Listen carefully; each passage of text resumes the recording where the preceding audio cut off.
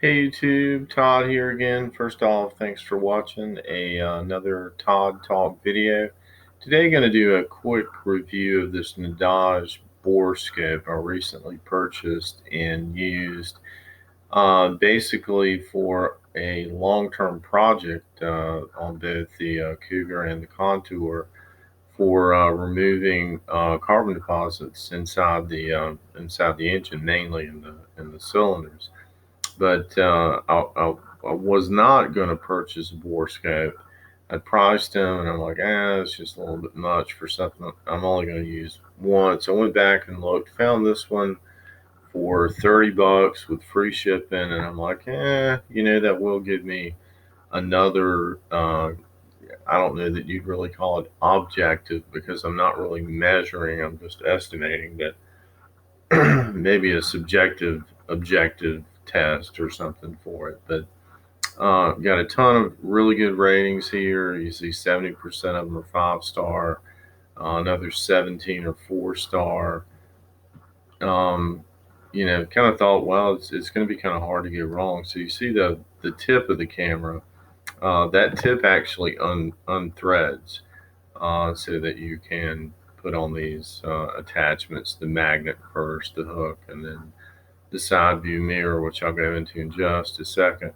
But if you need to get into an even smaller space, you can remove that protective cap there, and like you see here, they um, they measure it without the protective cap. You see the threads at under a 1/4 inch, so that's you can get into some pretty tight areas. A spark plug well, certainly no problem at all.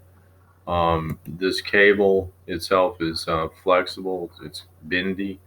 It's pretty neat. The 5 feet was more than adequate for what I needed. And it comes with its own charger cable.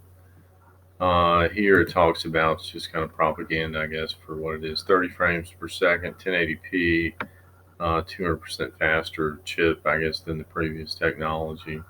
Um, but it does work great. It's a Bluetooth device, so you sync it to your Bluetooth device and can either take stills or video. It does have adjustable LEDs. I think there's I think there's 3 adjustments, and I use mine at the lowest setting. More about the technology. Yeah, here's the hook. That's a pretty good idea. I thought if you drop something that can be picked up with a hook. Magnet, another good idea. Don't expect much from this. The LEDs are just too brilliant. So I couldn't see a thing. I hoped that would work. So maybe I could see the top of the combustion chamber or the valves or something. But yeah, don't expect much with this. Not gonna watch their video. Just some more specs on it. The only bad thing I could say about this is made in China. It seems fine. Um, it came with enough charge on it. I didn't actually charge it before I shot these little videos, and the one still. Um, I'd probably be fairly delicate with it, and not just throw it in the toolbox, keep it inside. Uh, and I guess if I were a shop mechanic or something, I'd probably want something more, more along these lines where I don't have to use my personal device, or maybe even something better. Uh, yeah, and you can tell it's made in China. The English is just not, it's just not there. But these are some pretty good images. Um, trying to see if there's anything I really want to point out. That's a really big pipeline, but I guess that's a really small part in there they need to look at. And really, what separates these things is the cable length. So I went with the 5 footer. That was the cheapest one for $30, and then from there they kind of go up in price. So here it is for 30 bucks. Then you add, if you wanted to go with the 11.5 foot cable, then it goes up a bit. But I'll show you some of the, that's a still. That's actually the only still because it's the only one I thought to take. But that's it. You can see the polishing marks or whatever in the aluminum going down into the well. I thought that was pretty cool. Picks up the dirt, even though there's a good bit of glare back on that flat surface. This is another still. This is actually a Cougar, but this was a video capture using VLC. So that's not.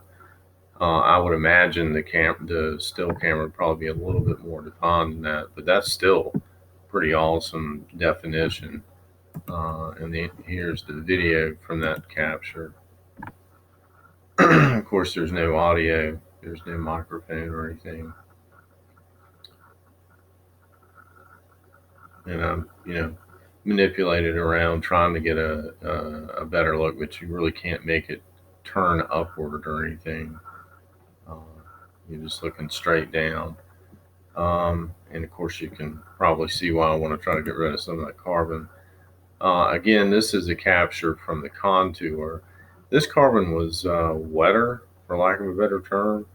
So you get a little bit of glare, but that's, like I said, that's the LEDs at the lowest setting. But really good detail. You can kind of see the layering, see a little gap there.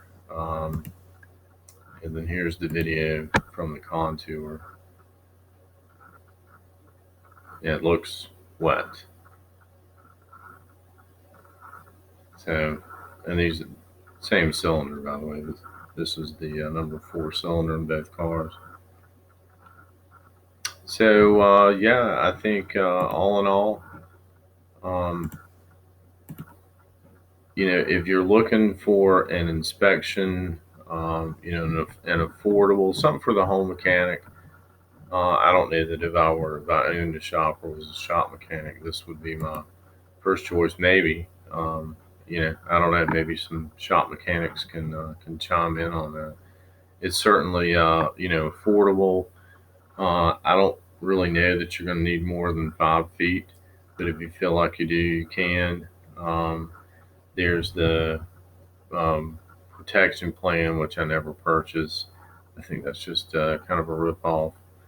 But yeah, I think it's a good value, good option, and hopefully for me, like I said, the main reason, curiosity, I'll have to say, was a motivator, but to also have just a little bit more, as this project goes on for longer term. This will be about a 2,500 mile, maybe a full 3,000 mile oil change project to see if I can, remove some of that and restore some of the original engine efficiency and power. But yeah, I give it 5 stars.